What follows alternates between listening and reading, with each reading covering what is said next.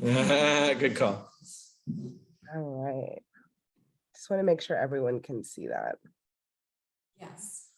Okay, so Poso Sagoli Sutton King Naktau Pinuki Nukat Sungwa Hawaii ni Ognata Nawagitalota Oniota Aga ni. So hello relatives.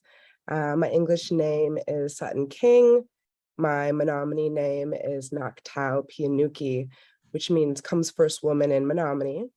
I'm Afro-Indigenous of the Menominee and Oneida Nations of Wisconsin. I am Turtle Clan on the Oneida side, and I am Bear Clan on the Menominee side. The Oneidas are the people of the Standing Stone, whereas the Menominees are the people of the Wild Rice. And it's really great to be here with you all today. Thank you for making the space for me to bring my voice, my advocacy, and the principles that guide me in the work that I do in the world.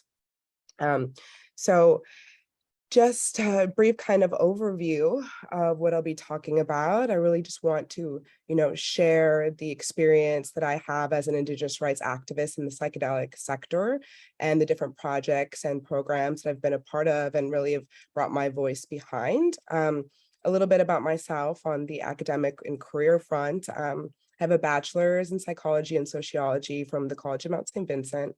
I have an MPH from NYU School of Global Public Health. I really would see myself as an Indigenous rights activist. I started organizing at the age of 15. I'm a researcher, I'm a social entrepreneur, and I would say I really have dedicated just my career to creating innovative solutions to prove Indigenous health equity across a number of sectors, really focusing on culturally appropriate methodologies and benefit sharing, whether that's in healthcare, business, or technology. I'm calling in today from the unceded territory of Sewanee, which is also known as the Bronx. I've lived here for the past 11 years, came here for higher education and really saw an opportunity to support my urban Native community, as well as connect with my own ancestral lands of New York, right? Oneidas are originally from New York territory. So I'm the co-founder and president of the Urban Indigenous Collective. That is an Indigenous-led public health NGO, really supporting access to culturally tailored health and wellness services for self-identified Indigenous peoples living in what we call Lenape-Hoking, also known as New York City. And we do this through a number of ways: community-based participatory research, advocacy, community programming, and now that we have a community center in Midtown Manhattan, direct services. So we're really excited about that. And so I also am, as I shared, a social entrepreneur. I'm a co-founder of Shock Talk, which is a culturally tailored health platform that facilitates culturally appropriate patient-provider relationships for Indigenous communities, really leveraging technology such as AI, Zoom, and Calendly. I'm also the program manager of engagement and benefit sharing of the Indigenous Medicine Conservation Fund, which is an Indigenous-led philanthropic organization supporting Indigenous conservation of plant medicines. So in this role, I facilitate and operationalize the relationship between, I'd say, like the psychedelic sector, funders, media, and Indigenous traditional cultures. In that role, I joined the program management team of the fund to support operations, educational outreach, and funding goals. And I also support Indigenous communities with education surrounding Indigenous rights and access and benefit sharing as it relates to the Convention on Biological Diversity. And really being able to share external partners and educate them on Indigenous rights, as well as what reciprocity, which I would challenge folks to say benefit sharing, really means in the psychedelics sector. I'm also a founding team member of Journey Collab, and Journey Collab was founded in 2020 and is a mission-driven for-profit psychedelic pharmaceutical company developing psychedelic treatments for addiction located in the Bay Area. I am now an advisor and trustee, and I've really supported the company with creating what's known as the Journey Reciprocity Trust. And so I'll talk more about that later in my presentation. But I began my career as a researcher looking at acculturation and the impact of mental health and academic performance. Immediately after graduating with my bachelor's, I led the development of the first culturally tailored simulation and suicide prevention technology for Native Americans and Alaskan Natives, and was able to implement this within 80 different tribes across the country. 3 years later, I became the director of the federal Urban Indian Health Program here in New York City called the New York Indian Council, or New York Indian Council, and was there for about a year to really get that project off the ground before I decided to co-found the Urban Indigenous Collective to be able to meet some of the larger needs of our community. And so before I get into who is Urban Indigenous Collective, what is Journey Collab and the Reciprocity Trust, and what is the Indigenous Medicine Conservation Fund? I just thought I would share a little bit more about who I am and how I came into this work. And so I'm the granddaughter of the last chiefs of the Menominee tribe. So pictured here are my grandfather, Chief Oshkosh, and sitting on his lap, my grandfather, Bennett. And so often I tell people, that I walk in two worlds, that I have a moccasin on one foot and a high heel on the other, and how hard it is to actually keep that balance, right? But really it is to be able to ensure that I'm able to advocate for my community, for Indigenous communities, to ensure that they have what they need. And my grandfather was able to do this in a really beautiful way, and I feel like I mirror that.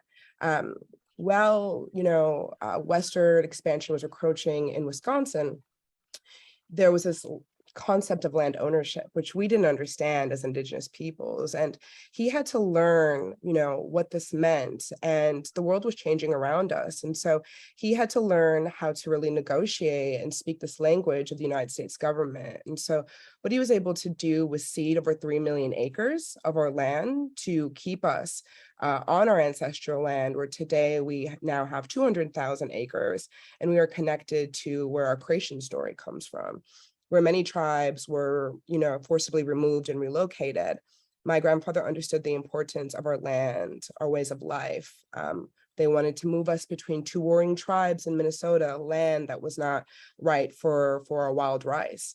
And so, this became a really deep and important teaching to me about the importance of connection to our land, connection to our ways, and being able to be this bridge maker in community.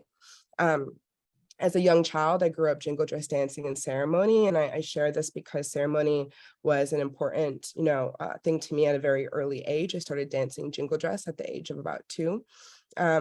And the jingle dress is a dance that really brings healing to community for those in our community who are sick and in need of prayer. And so, people ask me, when did you know your purpose, or how did you figure that out? And I think, Creator instilled that within me before I even really understood what it meant, and that was through dance. And then, I think that understanding that my purpose, again, from a young age, was really to help restore the healing and balance through Indigenous ways of being and knowing. And my ancestors, they were sent to boarding school. If you're familiar with Carlisle Indian boarding school in Pennsylvania, they were sent there. My grandfather, Chief Oshkosh Reginald II, was the first to attend that boarding school. And there they suffered, physical, sexual, and psychological violence. And this is pain that has been felt, within every generation of my family and in my community. And as a survivor of this violence, I've lost family members to substance abuse, incarceration, violence, and suicide. And although I speak of this pain that feels, sometimes as it's consumed my family, I think that our story is one of strength and resilience and perseverance, because we are still here. I'm still here, able to talk with you all and share the legacy of my family. And it is my culture, really, and my relationship with plant medicine that has helped me to be able to see through the historical and intergenerational trauma, heal through it, and shift that pain into resilience. And then you'll also see on this slide the Six Nations. So the Oneidas are ancestral, as I said, to so-called New York. We're part of what's known as the Iroquois Confederacy, also known as Haudenosaunee. And these were 6 New York bands that banded together in unity to fight westward expansion and settler colonialism. And I live my life by the 7th-generation principle, which is based on my people, the Haudenosaunee philosophy that the decisions that we make today should result in a sustainable world 7 generations into the future. And so I think as a psychedelic renaissance is intensifying, we're at a critical point that it cannot just be business as usual. Really need to consider how we're bringing in these philosophies and ways of life that are sustainable for our future. And the next principle I want to talk about is kinship. And that's something that was taught to me at a very young age and something that I'm often reminded of. And it's really a shared traditional culture value that many Indigenous communities have. And many Indigenous communities live traditionally in these kinship societies based on the concept of interdependence, like really requiring all things, both animate and inanimate, to work in relation to achieve harmony within Mother Earth. And it was really through this relational dynamic that people really understood their responsibility and obligation to be simply good relatives to one another. I think a concept that we're missing today.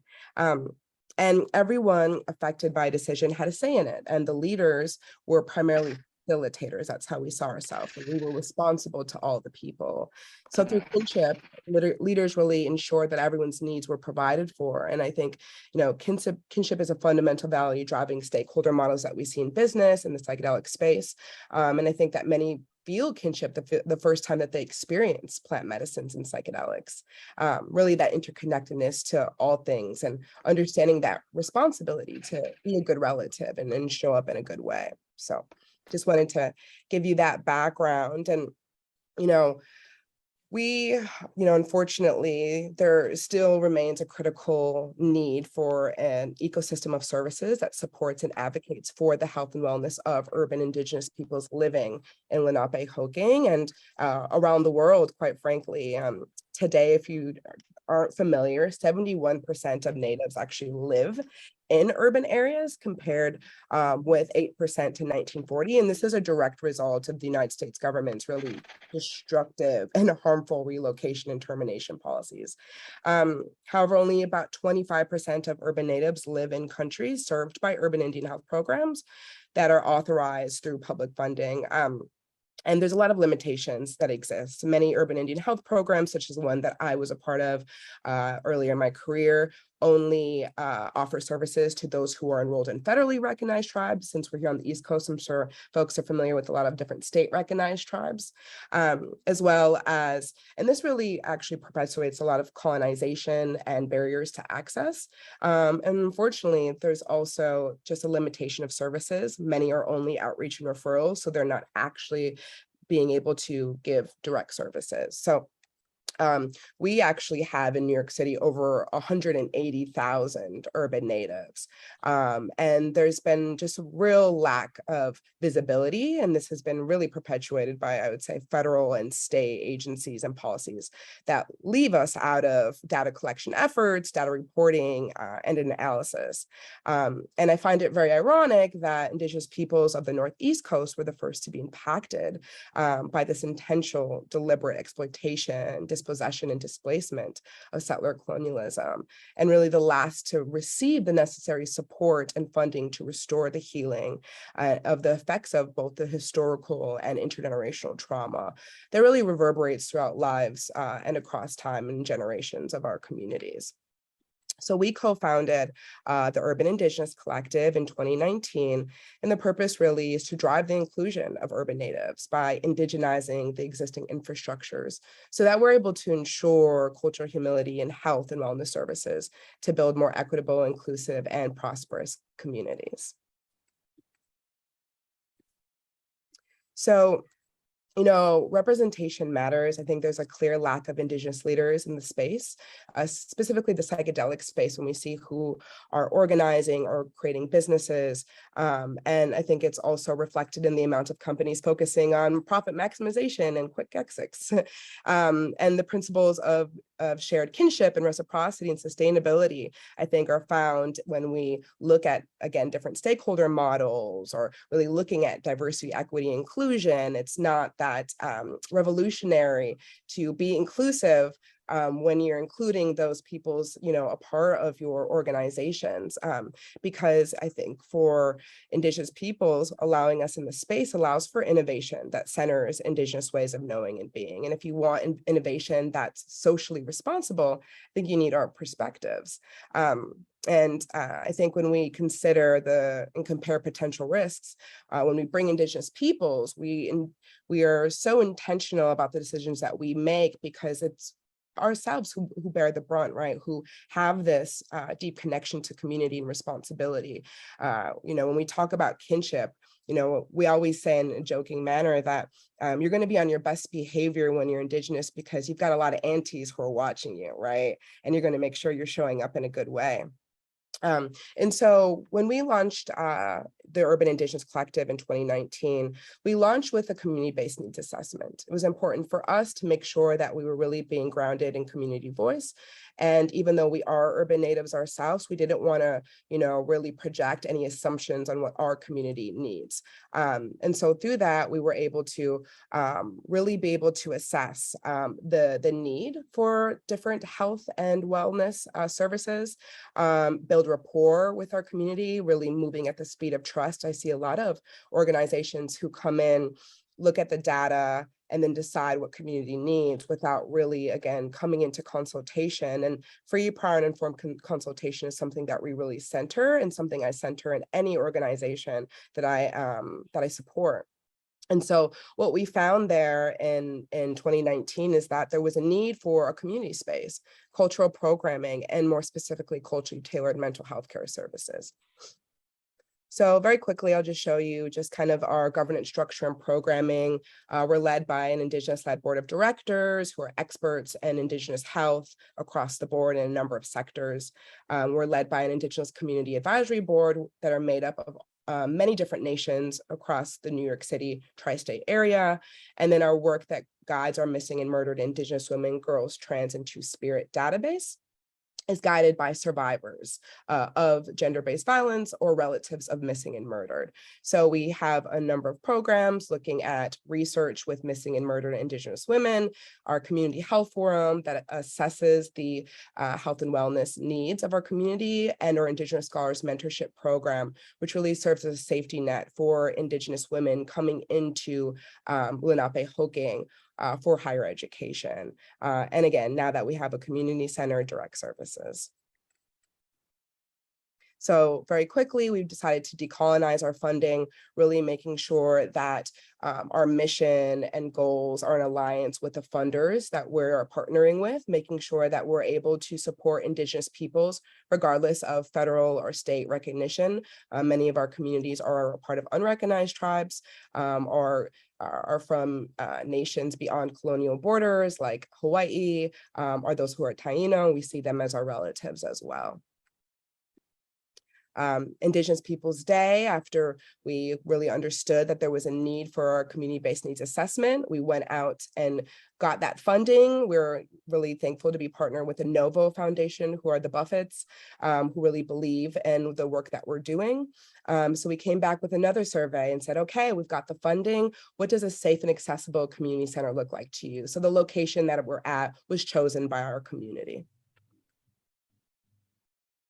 We had a summer solstice opening prayer ceremony to really put down a prayer and invite in our community and Indigenous leaders to co-create what the space could look like, what these services can look like for our community. And so now we're busy furnishing the space and really excited to be able to open that and have that as an offering. now Journey Collab. So I'm sure you're wondering, how did I get from there to Journey Collab?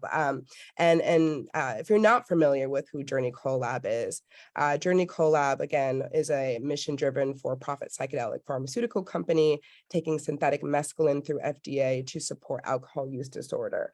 And, you know, as I was doing this work with UIC, I was nominated as a David Prize visionary, and there was an article that I was humbly included in the New York Times. And it just so happened, the synchronicity of plant medicines and psychedelics, that Journey Collab was undergoing deep consultation, over 250 conversations with elders, clinicians, NGOs, you name it, clinicians in the space, on how to create an ethical psychedelic company.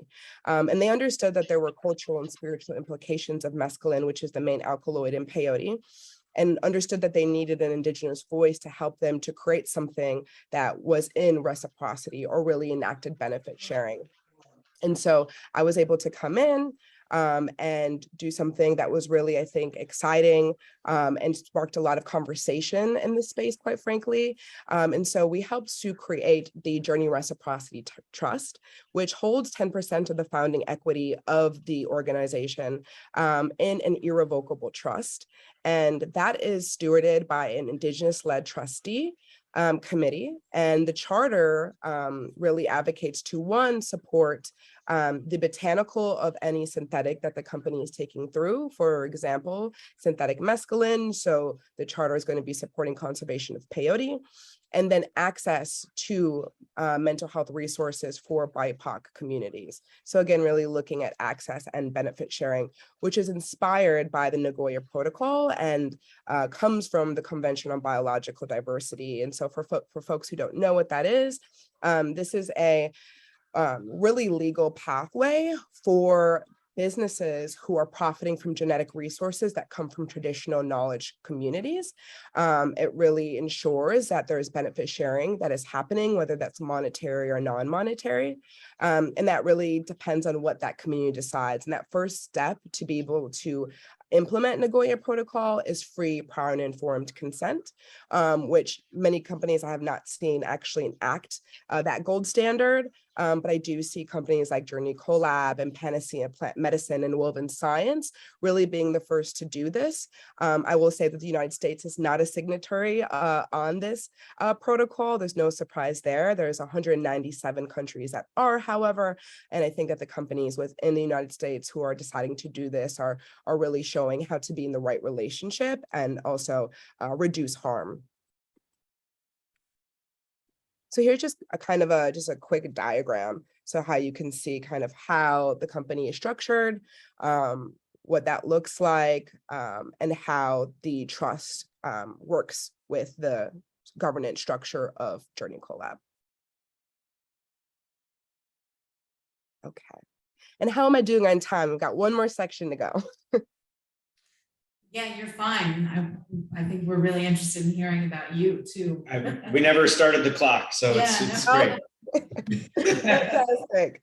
Fantastic. Okay, so the last thing that I'm going to talk about is the Indigenous Medicine Conservation Fund. So as I shared, I'm the program manager of the fund, really looking at engagement and benefit sharing. And so I think it's really important to understand, you know, Indigenous keystone medicines or traditional cultures in our territories are at risk of cultural and physical extermination. And we say keystone because it's an ecological term defined as irreplaceable without substitute, really the essential component of an ecology and culture. And I think, you know, we have to ask ourselves this question, like, how do we ensure the original holders of these sacred medicines are respected and uplifted in this search for collective healing? And so we really co-created this fund for the sovereign protection and regeneration of medicines, ecologies, and traditional knowledges and Indigenous communities that have honored them for thousands of years. They come from really deep-based, community-based needs assessments. Oh, sorry, I missed this slide there. Deep community-based needs assessments and ecological assessments over a span of many, many years, and really is a bottom-up approach. As I shared, it's an Indigenous-led philanthropic vehicle, and I'll talk about what the governance structure looks like. But how we really came about, or the seed funders who came behind us in this, really mission to protect and advocate for these Indigenous-led conservation projects.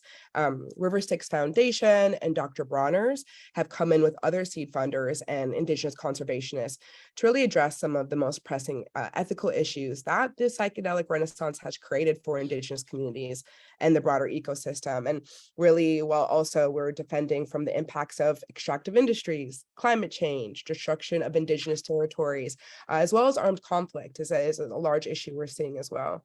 And so we've, as I shared, partnered with funders globally, informed by robust ecological community-based needs assessments to really ensure the resilience of these medicine communities in the face of what we're seeing, as well as cultural appropriation and human rights violations.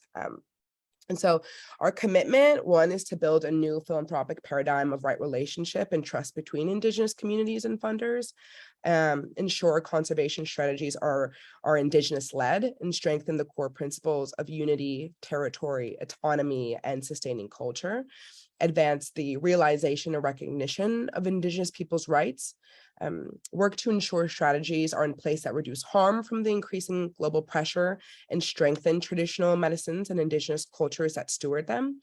And what I'm very interested in, what's something I've been doing is, one, be a mechanism for benefit sharing by the psychedelic industry and the broader community. So I think one, as I shared before, challenging us not to use the word reciprocity. I think it's really wonderful that people are starting to become more aware of the importance of reciprocity. However, we're just not there yet. Reciprocity assumes consent and mutual exchange, and the biocultures that hold the heritage rights and responsibilities to a medicine haven't necessarily given universal consent for widespread use, right? And so I think what we're doing and what we're seeing these initiatives that these companies are creating is benefit sharing, right? Reciprocity includes restorative justice, really deep conversations and dialogues that need to be had. And right now, these traditional Indigenous communities are having their own dialogues about where they stand in face of the psychedelic renaissance and their views on patents of the medicines and synthetic versus botanical. And so I think it's really important just to note that. So really being able to leverage the Nagoya Protocol and have the Indigenous Medicine Conservation Fund really be this unequivocal vehicle for benefit sharing. I think, again, it's great that people are now thinking about reciprocity and what I was able to do with Journey Collab, but we will have an issue if we have an influx of corporations trying to come into community with these traditional medicine communities without the proper cultural sensitivity or knowledge. This could be harmful and really disruptive. So really being able to be an intermediary for a lot of communities who actually don't want to interface with biopharmaceutical companies for, I think, obvious reasons. And so the Indigenous Medicine Conservation Fund are looking at 5 keystone biocultures. And so we're really supporting an integrated suite of bioculture conservation activities for these 5 keystone medicines and empowering Indigenous organizations in their efforts to conserve ayahuasca, toad, iboga, peyote, and mushrooms in their native territories. So we support 20 Indigenous-led conservation projects in 9 different countries. And it's been really exciting to be able to amplify the voices of traditional knowledge holders and the crucial importance of their cultural health for humanity and the planet, and really strengthen, again, as I said, those core principles of territory, unity, autonomy, and sustain culture to ensure that there's a future where Indigenous peoples, their medicines and knowledge can thrive for generations to come. Because when we think about that 7-generation principle that I shared earlier, I mean, what a loss would it be if we have access to synthetic mescaline, but there is no peyote, right? And entire cultures that would not be able to survive in cultural and spiritual ways because this medicine is central to their way of life. And then I'll share just kind of briefly our governance system. It's really this intricate web. So the governance structure of the fund really models this whole system approach. It's something I get very excited about. It's composed of 3 committees that represent Indigenous and Western expertise on the implementation of the Keystone Conservation projects, the operational management of the fund, and then the spiritual integrity of its overall process. So the governance structure is really designed to facilitate, I would say, a trusted mechanism for support for both funders and recipient communities and organizations. Funders will be able to really rely on thorough due diligence and ethical and cultural sensitive engagement with Indigenous traditional medicine communities and receive contacts for increased understanding of the value of Indigenous bioculture knowledge and conservation. And then whereas partners or grantee communities will be able to have a direct voice in the fund process and have autonomy over the use of funds and associated technical support. Decisions are made, projects are recommended, and criteria are really defined by a group of stakeholders. And the stakeholder groups are, 1, the spiritual leaders that accompany and support the process of the fund and the communities and partners in order to ensure their success. They really are the spiritual leaders, I'd say, are the pillar of the fund, really putting down that prayer for the work that we're doing. So we're doing that in a good way. The Conservation Committee is composed of technical specialists, Indigenous community representatives, again, experienced in both traditional knowledge and scientific methodologies.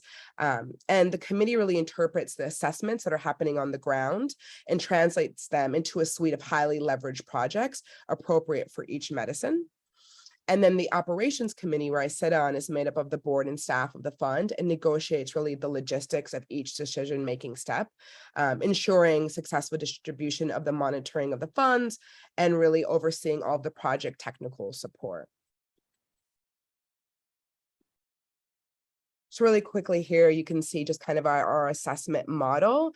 So we've really provided a trusted pathway to supporting Indigenous efforts of bioconservation and benefit sharing for philanthropists and companies in the psychedelic space who want to center access and benefit sharing. So it's really started with trusted relationships that inform the foundation of our work, beginning in places where we have received requests. Community partnerships and trust is further established through ongoing cross-referencing and very deep consultation. The assessments support really, I would say, a bottom-up approach by gathering community knowledge on needs, strategies, as well as foundational data to really understand the risks and opportunities. We have technical advisor partners who partner with our Indigenous conservation to really synthesize primary research data and community knowledge and to identify the high leverage conservation approaches and projects with high community support, right? It can also be equally disrupting when you're coming into community and giving money without a clear understanding of the ecosystem, the players, and to have community support behind them.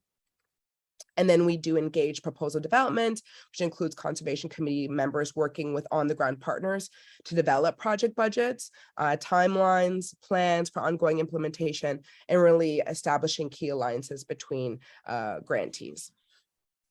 And last, we have the conservation committee, again, operations committee and spiritual advisors who review and approve each proposal. And then the committees track the ongoing progress and the technical support that's needed as well.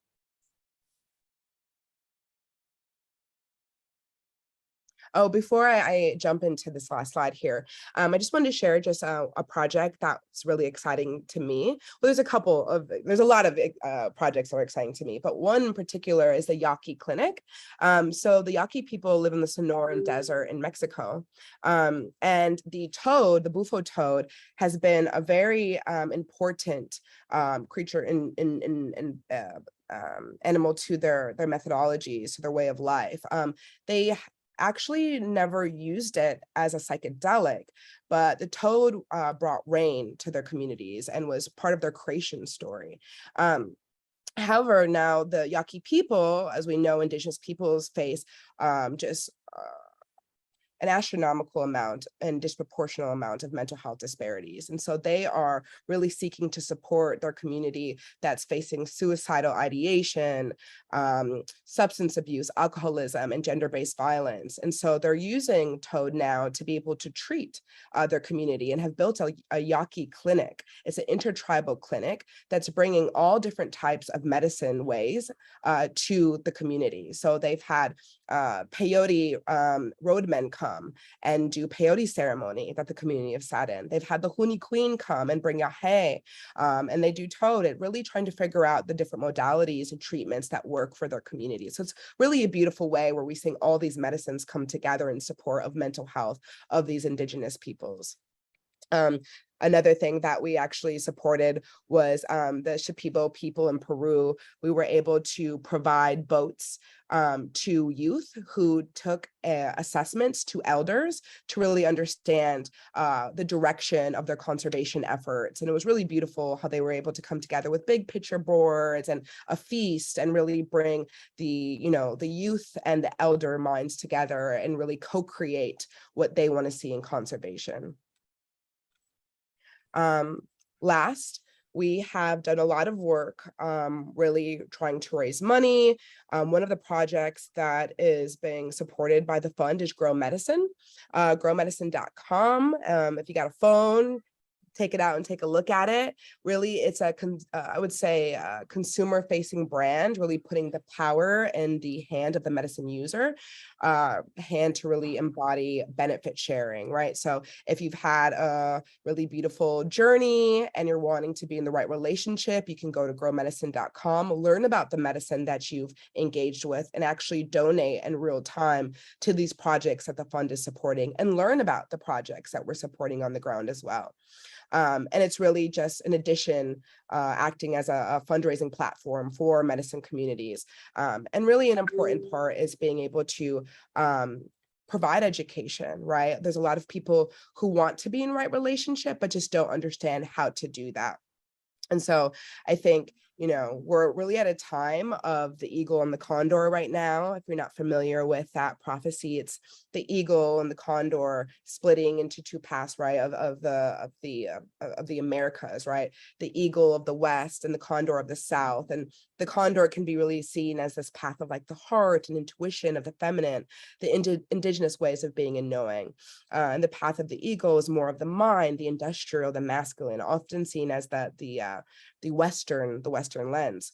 And it was said that in 500 years that these paths would come together to achieve harmony and balance. And I think that time is now, right, where the Western world is recognizing the validity of Indigenous worldviews, knowledge, and perspectives.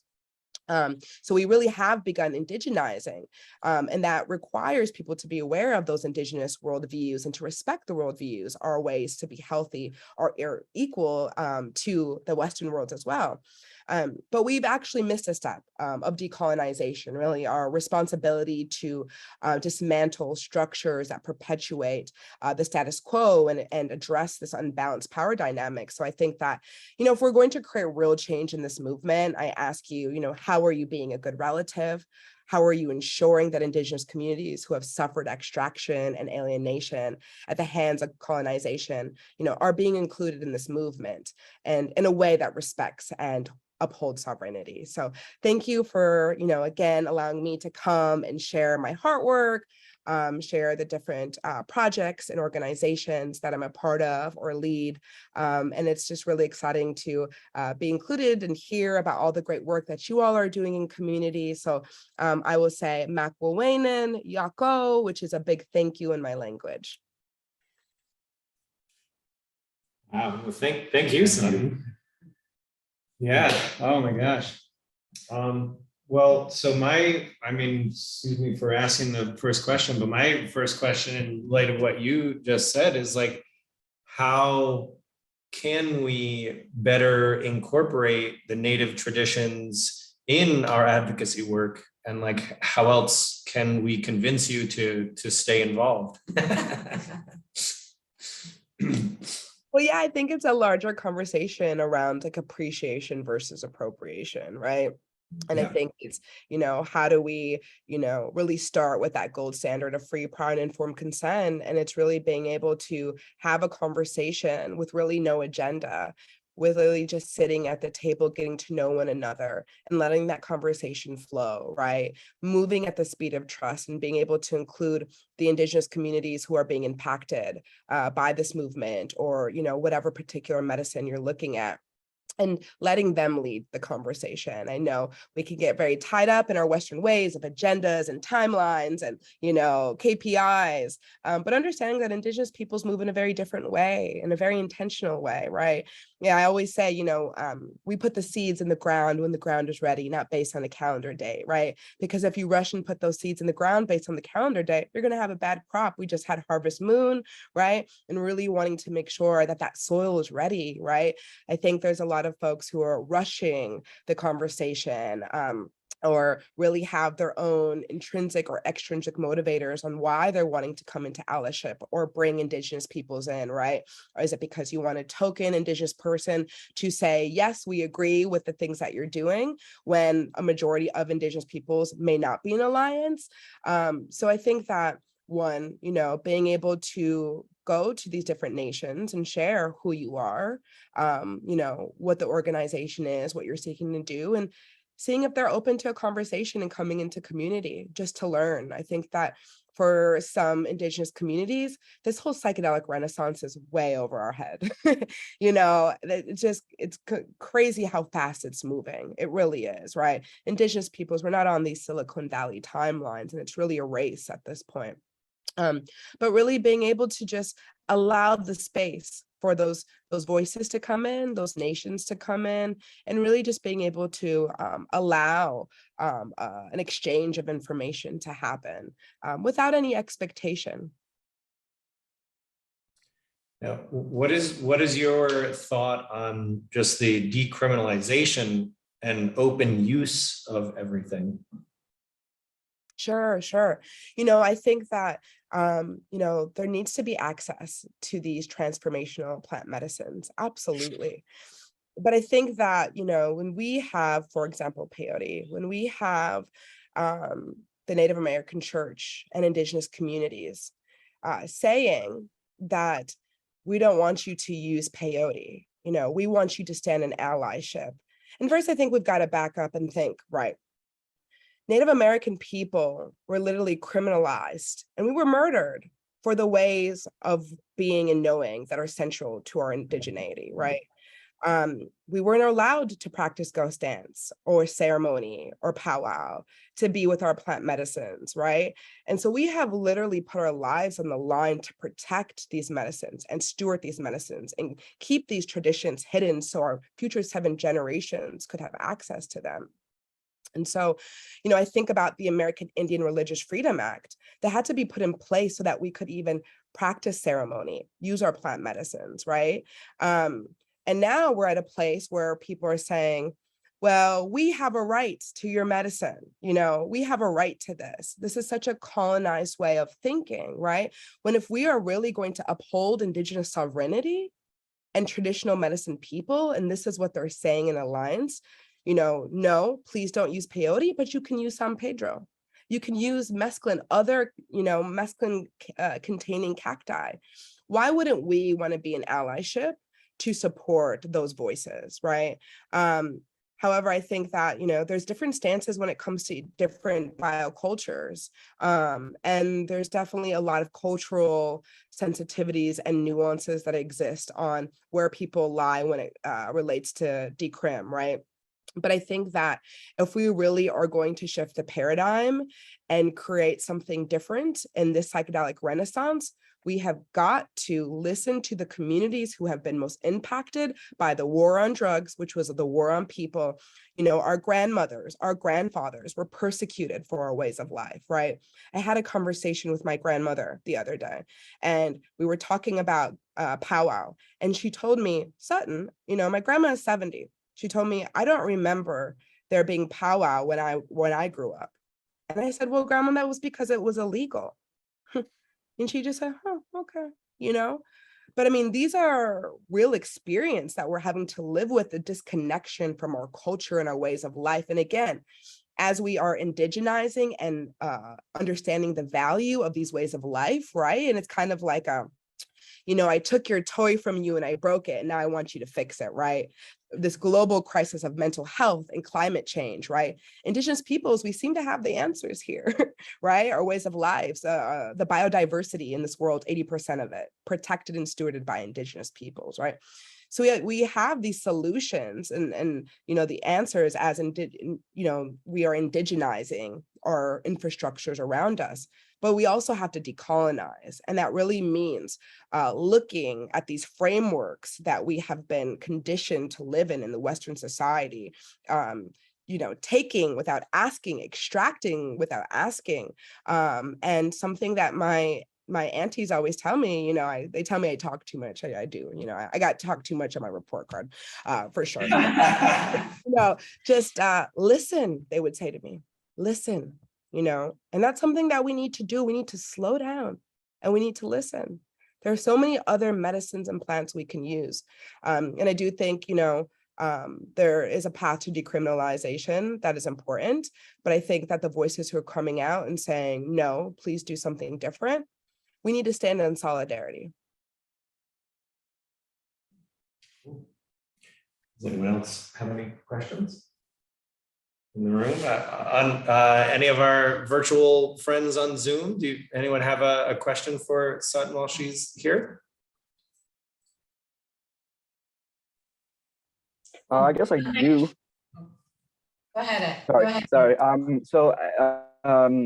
What are your thoughts on the Hamilton Morris coming out with the synthesization of the 5-MeO DMT? Do you think that's something that's beneficial or not to the cause? Yeah, well, and again, my opinion, I'll say, is not the universal Indigenous perspective, right? I just want to say we are not a monolith. We all have different, opinions and perspectives on this. But my perspective is there's a real ecological threat to these keystone medicines that I talked about that the fund is supporting, especially the toad, right? We have billionaires coming into the Sonoran Desert and loading up toads and taking them back out of their natural habitats right now, milking these toads, and it's horrible. It's extractive. It's harmful. It's taking the Yaquis people creation story, and it's harming them, right? And so we're seeing a decrease in this toad. And so I think synthetic molecules is a great alternative to the ecological threat that we see. And I also think, for example, like synthetic mescaline is a great alternative for people who want to use mescaline, don't maybe want to use San Pedro, and want to be in solidarity by not using peyote. So I see it as an alternative solution to support conservation. Some Indigenous peoples don't agree. They feel like it's another extractive measure, right? Taking the molecule, manipulating it, perpetuating this colonized mind frame. But I say that the train has left the station. Okay. This is where we're at, and this is what is happening. And I think that we've got to figure out, one, how to put resources behind the conservations of these medicines, of these toads, and also think of alternative treatments for people who want to be an ally. Awesome. Thank you very much. Mm-hmm. Well, Sutton, I just wanted to make a comment. I actually went to that the page that you suggested to donate, and it's beautiful, and it has all of this history and interactive information about each one of the substances. So can you say the website again so that people can jump on it? It's really beautiful. Absolutely. Thank you. We worked really, really hard on that. Growmedicine.com, and everything you see there, all that education is actually synthesized information that came from our deep community-based needs assessment on the ground. Yeah. This is everything that the biocultures want you to know about their medicines. FYI, though, the PayPal link is not working. So good to know. Contact an administrator. So I'm contacting an administrator. Thank you. I will deliver that message ASAP. Ooh, going into that Slack channel now. Any other questions or comments before we let Sutton go? Well, Sutton, we set up an advisory board for NYPAC, and we haven't really launched it. I love that idea of moving at the speed of trust. What a great lesson for us as we're tripping over ourselves trying to get established. I love that idea, but I hope that you would consider accepting an invitation to join this fledgling advisory board, which doesn't really exist yet. Absolutely. And I have to say, as an Indigenous rights activist, my policy focus has been more around missing and murdered Indigenous women and mental health resources. And I don't have a lot of knowledge around just where our policy is as it relates to psilocybin, even in New York. And I would really love to kind of learn kind of where you're at right now, what you foresee for the future, and would really love to, be an advisor to kind of help guide that maybe Indigenous voice. Well, if you can hang out for a few more minutes, we have Alyssa is the staff person with Pat Burke, who has drafted one bill. And then we have Juliana, who works with Linda Rosenthal, and she has the other two bills, all three of them specifically focused on psilocybin. And the Pat Burke one also, I believe, is dialing in MDMA. So they're going to talk about what their bills encompass in a minute. Yeah, I would love to stick around if that's okay. I'll just probably turn my camera off because I'm going to go sit on my couch. Wow, well, thank you so much. What a privilege to have you come and talk to us tonight. We don't have a ton of time, but I would love to have like a brief introduction to those two bills, because it's something that our group is going to be looking at as we gear up to be active in 2023. So Juliana, I know that you have to go, I think at 9:15 or something, but Alyssa, can you hang out? Can both of you do 5 or 10 minutes on your bills before we try to wrap up our other business? Yeah, definitely. I know I can. I of course can't speak for Juliana, but Yeah, Juliana gave a thumbs up. I saw it. yes. Do we want to transition to that, or do you want me to? Because I have a few things that are like kind of global movement things that I wanted to just mention, before we dial into New York specific. Okay, if you can, Juliana, when do you have to leave? I just have to head out at 9:30. Oh, 9:30. Okay. Well, just real quick, I one of the articles that I saw recently, there is a new insurance company called Enthea that is specifically offering insurance to companies that want to facilitate their employees to go through psychedelic assisted therapy and ketamine assisted therapy companies. And Dr. Bronner's soap company is the first major corporation to offer that to their employees. But that is something that I think is really huge as relates to the accessibility for people that might not be able to just foot the whole bill for things. Just today, WAMC had a 10-minute piece on microdosing as specifically for mothers. And it was so interesting because they talked about, and I don't know if that was kind of sexist, but it was really just related to moms now not needing a full glass of wine every day, but kind of relying on psilocybin microdosing. And then I know Sutton and Tammy, who is part of NYPAC, they were just as part of the Psychedelic Assembly, which is in New York. And I know Sutton, I was going to ask a little bit. I forgot to ask if you wanted to mention that at all. And coming up, there's another East Coast Psychedelic Assembly-like thing called Horizons, which has been meeting for over 10 years now, I believe. And that also is down in New York. And I'm sure all of you have seen that San Francisco has decriminalized all psychedelics. That was a big thing in the news recently. And the last thing I wanted to mention is I just read a study that they're looking at the impact of psilocybin on weight gain and obesity. So if we can market psilocybin as a weight loss tool, I think then that would be incredible. That's incredible.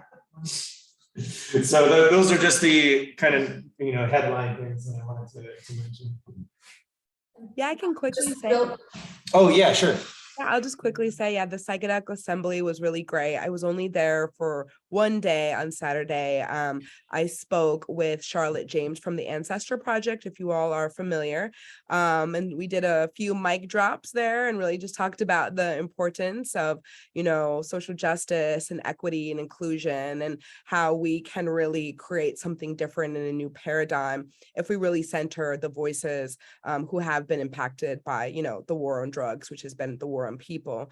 And I really felt that, what we shared was received in a great way. And it was really great to meet Pammy in real life.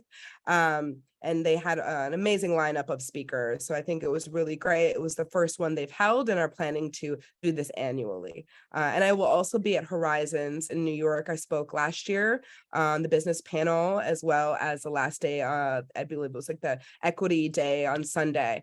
And so looking forward to meeting anyone who will be joining Horizons this year. Great, thank you. Which is October 12th through the 16th in New York City. Yeah.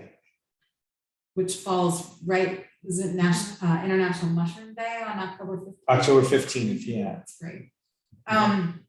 The other thing we should announce is Pammy is organizing an event on National Magic Mushroom Day. It's psilocybin awareness day. Oh. Is kind of what it equates to. Yeah. And yeah, so for those of you who don't know, Pammy Jackson is one of the co-founders or the founder of the Psychedelic Sisterhood. And she got really excited over the Psychedelic Assembly and the fact that San Francisco decriminalized, and she wanted to put together a panel and discussion specifically for her Psychedelic Sisterhood, but that, obviously would be broadcast or shared otherwise. That's going to involve myself and Corinne, if you can make it, if you can, okay. And Pammy and another woman that she met during the Psychedelic Assembly that is also a vet. And I don't know if she was thinking about other. She was going to reach out to Sutton, but I don't know. Okay. Pammy's not on the call. I don't think Pammy is on the call. No. But we'll follow up with Pammy and get more information and put it in the minutes when we send them around. Yeah. So that would be next Tuesday, which is going to be basically just a conversation about where things are and how it can impact basically the life of people. Sure. So do we want to segue into bill presentations? Okay. So Juliana, you have two bills that you're going to mention. Do you want to speak first? Yeah, sure, happy to. So we have two bills. One establishes, the first one that I'll talk about, establishes the Psychedelic Research Institute and a psychedelic substances therapeutic research program. And it would have a research component and it would also have an advocacy component. So really what we're trying to do is make sure that we're, bolstering up the state-funded research so that it's easier for subsequent decriminalization and expansion of access later on. But we also want to make sure that that research is informed by advocates and by people who may be affected by the criminal justice system or who may have had personal experience with psychedelics that that's helped them with issues like addictive disorders or depression or post-traumatic stress disorders.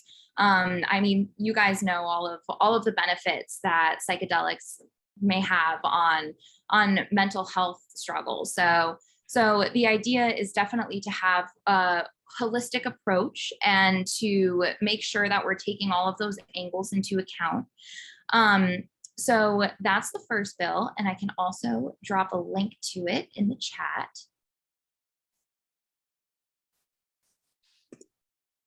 Then our second bill is our more broad psilocybin decriminalization bill, which strikes psilocybin from the penal code. And essentially the idea is just people should not be getting locked up for having mushrooms. People should not be getting arrested. We know that it has medical benefits.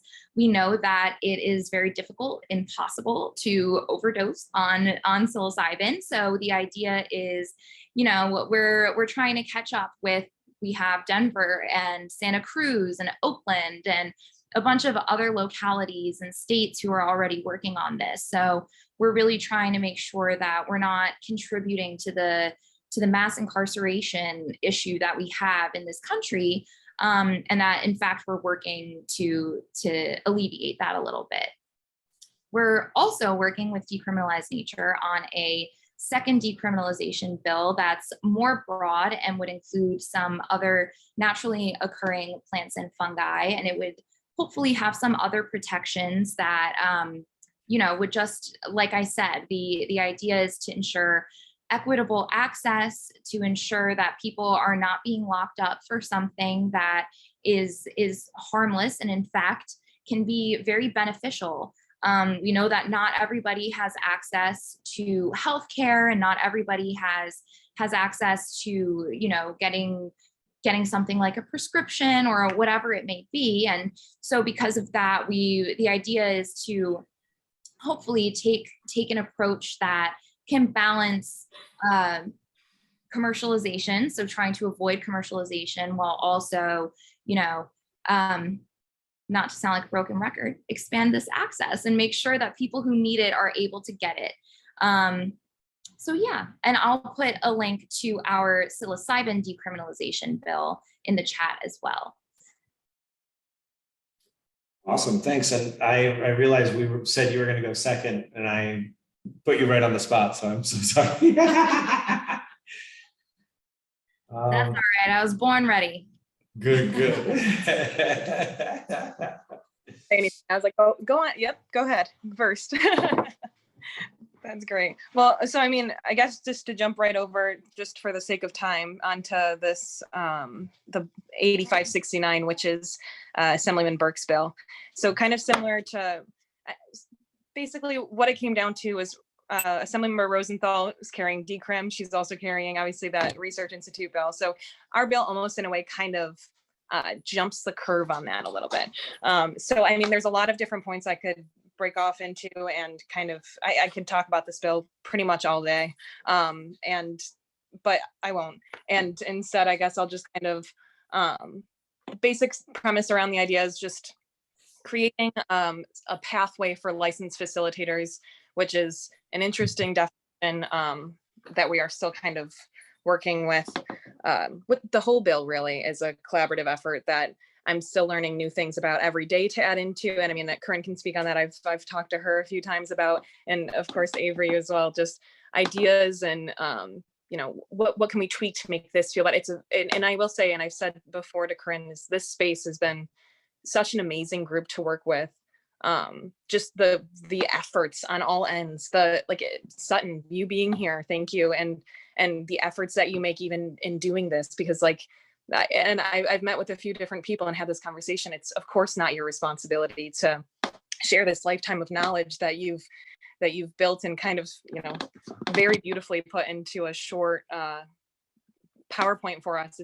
It's appreciated so much more than you know, because even went through your conversation, I back at our bill realized, oh, there are a few things here that I can tweak, especially when it comes to wording, just in ways that could be more, you know, maybe less harmful to the Indigenous community, especially on a political poll as big as New York State. But yeah, so I guess to go into it a little bit is, I'll just read you kind of right off here, and then if there's questions, of course, I'll answer anything that we got. But the general purpose is to, like I said, just enable licensed facilitators to administer psilocybin, and now we have included MDMA.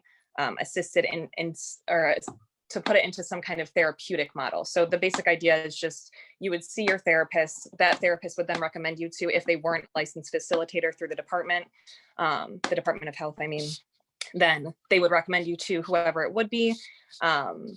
And there's, I mean, at least for qualifiers, I know that was a definition that a lot of people are curious about too, when it comes to, you know, who can facilitate, especially because of the idea that we are taking this from these ideas from such a strong rooted history.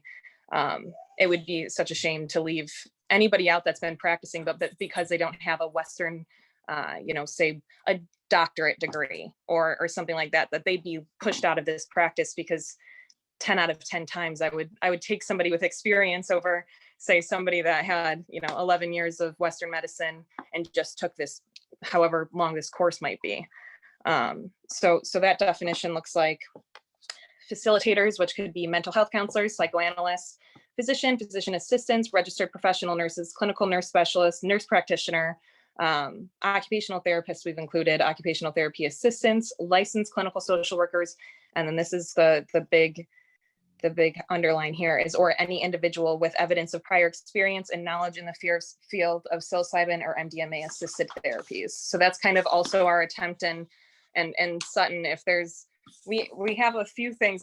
When we opened the question round for you, I was like, you know, I have a whole list of questions here. I'm like, maybe that should probably be a separate email, because I think I could have asked you, I mean, at least 10 to 15 just on verbiage in this bill alone. But yeah, I'm super excited. I mean, it's like I said, the collaboration efforts have been not only just refreshing, but so necessary. I mean, there were things that, so I learned about this back in only 2017, I think it was. And, but those collaboration, like I said, I'm learning every day. And those things have brought us some of the most beautiful aspects of our bill. Like the pilot program was a recommendation by a veterans coalition, similar to the Connecticut bill. There's the expansion of the facilitator definition. Thank you, Avery and Corinne. And, you know, there's like all of these things that, you know, at first glance, maybe I don't recognize. And again, just because of lack of knowledge, but it's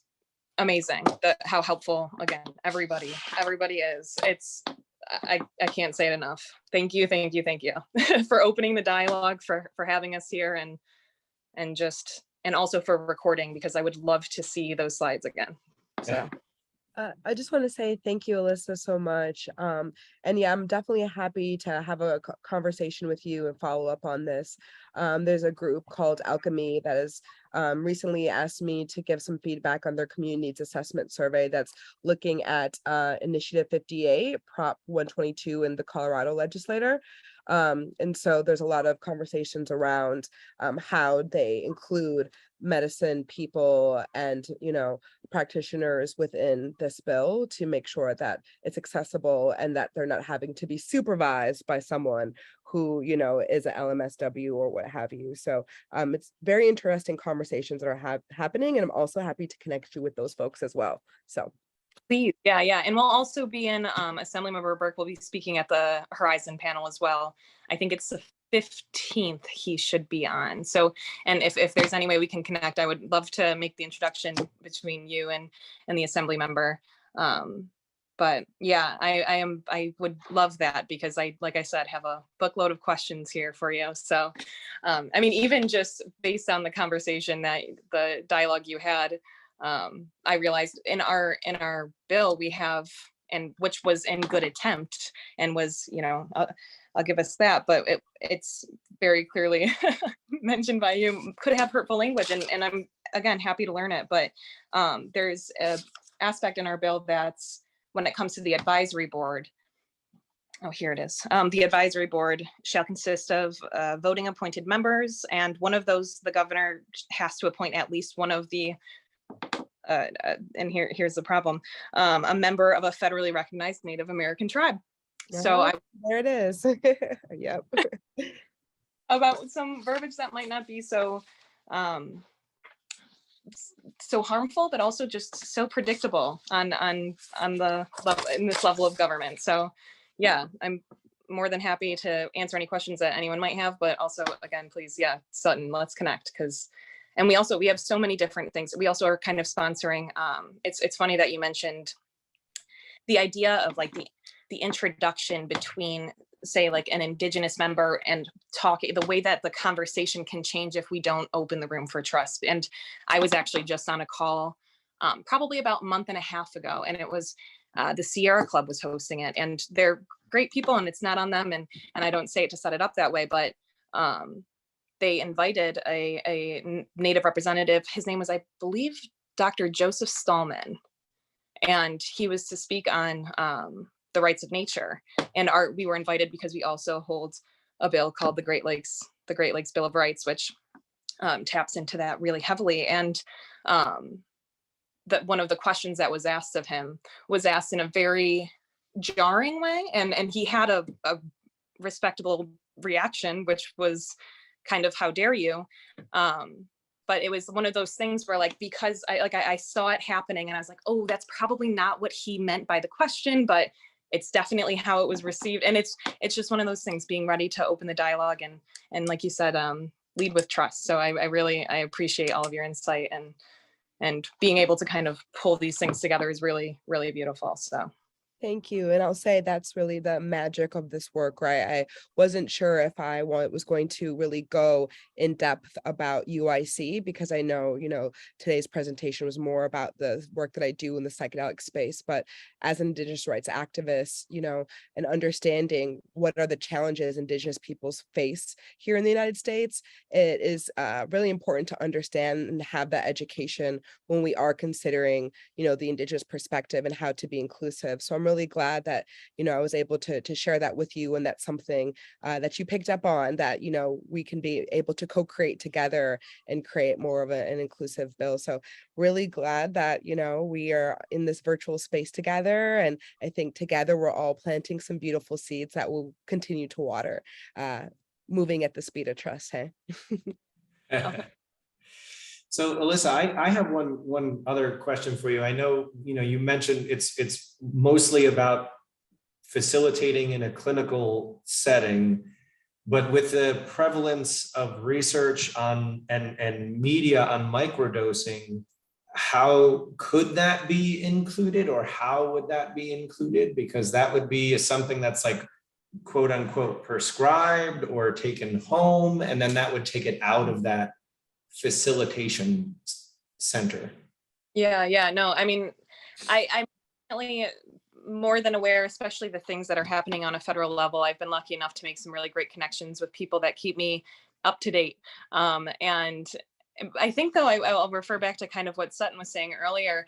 It's one of those things, and I get excited after learning so much about this and the benefits and everything else. And I would love to do, originally we had talked about doing a wellness model as opposed to fitting something into the usual Western medical model that everyone says is broken, that we continue to say is broken, but continue to write things for and create policy for. So I think that's one of those things that might eventually take time. I think the actual idea, and that's not, that's more on the policy end of things, of how things look like they're going to move.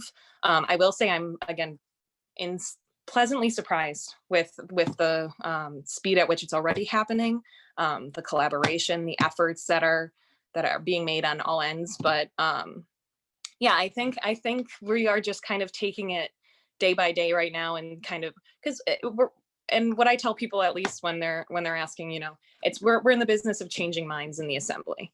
What it boils down to is, you can know that there's a ton of benefits. I can know that, and we can all run around crazy about it, but there's 150 members in the assembly that we have to convince a majority that this is worth passing.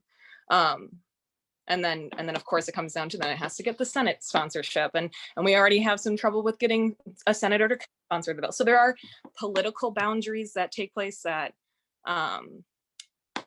almost are like, well, how come this isn't moving so quick, or what's the hiccup here? But yeah, in comparison to what government, or how fast government usually goes, it's moving like the speed of light. So I'm optimistic about the future and what that can look like. But I think, at least for this bill, I know the Assembly member has been playing around with the idea of potentially bringing out a bill that's a little bit more wellness oriented, or maybe even recreational, but it just depends on kind of like I said, what we see this session with this bill. Well, Alyssa, here at NYPAC, we like to look at recreation as therapeutic. So we would love to have him adopt that kind of framework for this as well.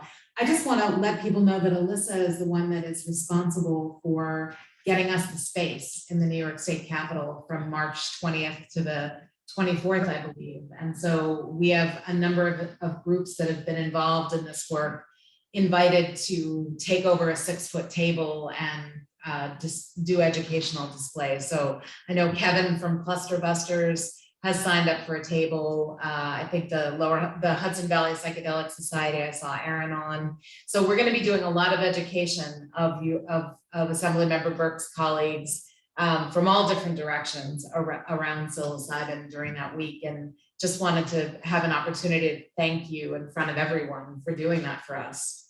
Oh yeah, no, thank you for coming. I will, every time, whatever dates you guys need, I am ready to request. So, I mean, you did get the last week though, I'll say. There's no more ones that length of time. So if you're ready for a day or two, I'll help you out, but that's all we got left. We got fantastic. So, well, thank you, Juliana and Alyssa, for, I mean, those concise reviews. Does anyone have any other questions for them? If you guys are open to questions at all, or? I heard Denver mentioned there, and so I would just say the importance of decriminalizing at a minimum at a state level rather than the piecemeal citywide approach. While it may be called decriminalization, it's really just deprioritization. And people are still subject to the state criminal sanctions, and it's still a quite severe sanction in Colorado, where you're potentially looking at manufacturing a Schedule I controlled substance. Yeah, I think the important thing is going to be the feds going. If the feds deschedule psilocybin and MDMA, and they haven't even descheduled cannabis yet. Like they need to deschedule those three at a minimum. And I think that's where a lot of movement is going to happen at state and municipal level. But I absolutely agree. yeah. I will say that we had a legislative committee meeting last month, and we would really love to have a more detailed discussion about the bills before the legislative session starts. So we're going to talk amongst ourselves and then probably invite the assembly members and their staffs to come and talk either at a NYPAC meeting or at a legislative committee meeting. We haven't really decided yet, but stay tuned for that. Awesome. Yeah, deal. Count us in. Sounds good. Great. Thanks, guys. I know it's already after 9, it's 9:17. Do we have, I feel like we should at the minimum talk about this Discord launch thing. Is it still something that we're planning? Has the events committee talked about gotten together at all? So I don't think so. I think the committees were pretty during the holiday, the last month. So I guess I would just encourage the committees to meet. I know that we've got the finance committee, the events committee. Maybe we can get that rolling in the next couple of weeks. So do we still want to try an October 15th launch thing, or do we think that's now that's 1 month and 2 days? That's 33 days.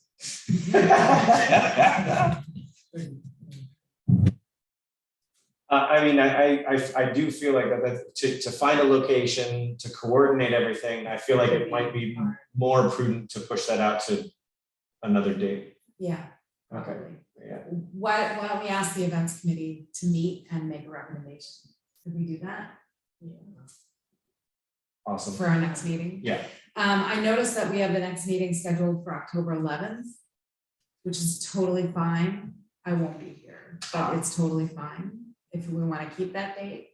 We do, I don't know if Aaron is still on, but we picked a date for November because, what's the guy's name from SPORE? Oh, Duffy. Duffy. Matt Duffy, who goes by Duffy from SPORE in Colorado, is going to be in the Hudson Valley in November. And we were thinking about doing the meeting in person in the Hudson Valley and then doing the Zoom from there. Aaron, did you get any clarity about whether we might be able to do that at your space? I haven't exactly, but it seems like we can do that. I'll follow up tomorrow morning and just try and lock that down. Awesome. Super. So I also just wanted to sorry. mention very quickly, since SPORE was just mentioned, I actually just had a conversation with Sovereign. If you met Sovereign, they're the co-ecosystem director. They're also a part of a company called Alchemist, in which I would want to connect, I believe her name was Alyssa. Yeah, Alyssa too, because they're working together on the community-based needs assessment to really understand Prop 122 in Colorado to be able to create an infrastructure for community. So they're doing some really interesting things. So I think maybe that might be a good connection for you all. Great. Thank you, Sutton. That's exciting. Yeah, SPORE looks like they're doing some incredible work, which is why we wanted to have them as a guest speaker. Yeah. One of their people as a guest speaker. Cool. Well, I mean, October. What? October. What do you want to do? October 11th? It's fine with me. Yeah, I think so. Cool. All right. Yeah, so motion to adjourn the meeting. Seconded. Yeah. Okay. Amy says yes. Okay, great. All right, thank you all for tuning in. Bye, everyone. Yeah, bye. Thank you so much again, Sutton. This was fantastic. Thank you for having me. Have a good night. Safe Yeah. travels home. Thank you, everyone. Thank you, Sutton. Thank you. One of the things we didn't mention is the NYMA board. Oh. We're still messing around with some paperwork, and we're gonna do a doodle for the first board meeting so that we can elect Yeah. the board yeah, officially. yeah. And we'll say that in a minute. I just forgot. Cool. Yep. All right. Bye, Richie. Bye, Etienne. Goodbye. Also, while you're still in the room, we didn't talk about events.